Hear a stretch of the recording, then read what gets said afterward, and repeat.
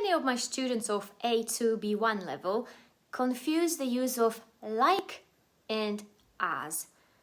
So today I want to explain this to you.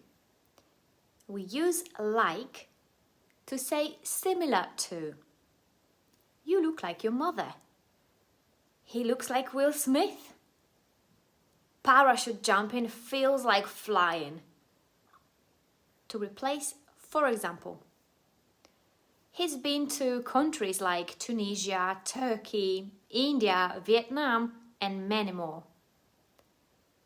We use as to give somebody or something a function. Can I give you some advice as a teacher? To replace because.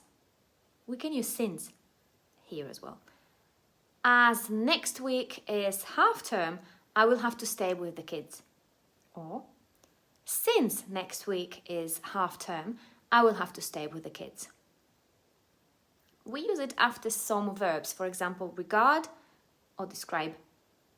She described him as a rude man. He was regarded as the best student. To make comparisons. She's not as tall as you.